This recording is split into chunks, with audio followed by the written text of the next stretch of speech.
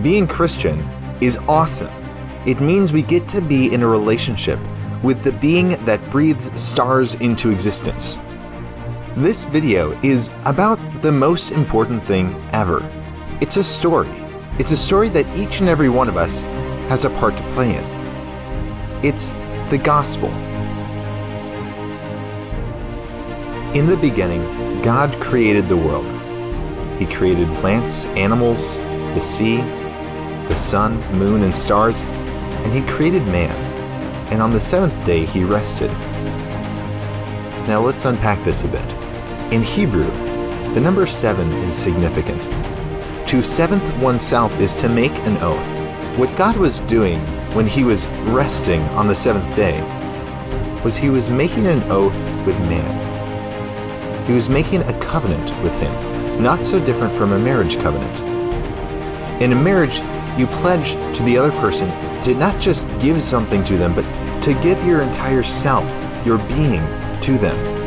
God gave Himself to man, and man gave himself to God. This shows that we were made for a relationship with God.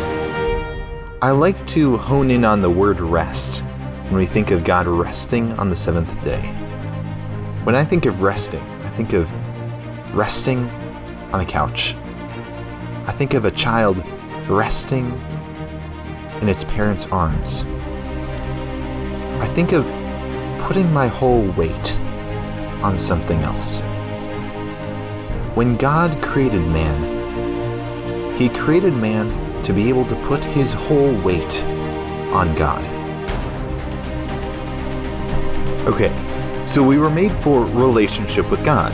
The issue is that relationships are messy. They often involve heartbreak. When you've entered into a relationship with another, you take the risk of, what if the other person doesn't like me? What if the other person betrays me? What if the other person lies to me? What if the other person doesn't trust me? There are a whole lot of questions, and again, relationships are messy. When you choose to enter into a relationship with another, there's always the possibility of heartbreak. God knew this, but He wanted to take that risk. We all know the story. Man decided not to trust God, even though God gave them everything they needed.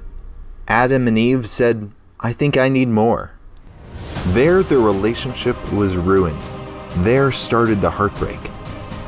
Humanity was faced with a problem. A big problem. They offended an infinite God. So nothing humanity could do, nothing we could do, could restore that relationship. But because we made the mistake, it was only right for man to make up for the mistake. But only God could. So the God-man enters the scene in Jesus. Christ took on the consequences of sin, the shame, the loneliness, the suffering, and went to the extremes of God-forsakenness so He could pull everybody, literally everybody, back. I use the caveat here, He could, because again, relationship comes with the possibility of heartbreak. Christ gave everyone the opportunity to respond. No matter how broken we are, how big our sins are, all we need to do is accept that invitation back into a relationship. Christ restored that relationship, and all we need to do is respond. Well, how do we do that? Well, it's by Christ Himself. But the nifty thing is that God knows we're humans, and He wants to make Himself available to us in a way that we can understand. In mending any relationship, the first step is to go to the other person and say that we're sorry. God gave us that opportunity. He gave us confession, where we can go to a priest and through him say to Jesus, we're sorry. That gets us back into that relationship with God. But how do we sustain that relationship?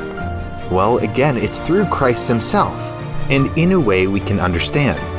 We understand eating food. We understand eating bread, and that's the way that we get Christ in us. When we receive Christ in the Eucharist, and He gives Himself to us in such an intimate way, what are we truly saying? Again, We're making that covenant with Him. We're renewing that covenant that God made with man at the beginning. God rested. So should we rest in God. So should we give our entire selves, put all our weight on God.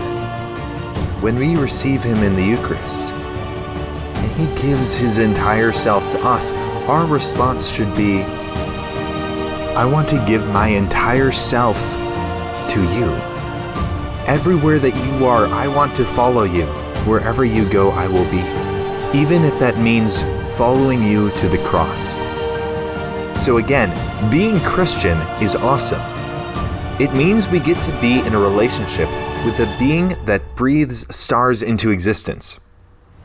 This being is the only thing that will perfectly fulfill us.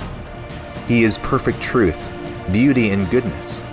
He is all our hearts ever longed for, because He is who we were made for. He is who we were made to rest in. The thing is, if you say yes and respond to Jesus, to come into relationship with the only being that will ever truly satisfy you, this response will cost you everything. We can't encounter the resurrection unless we first encounter the cross.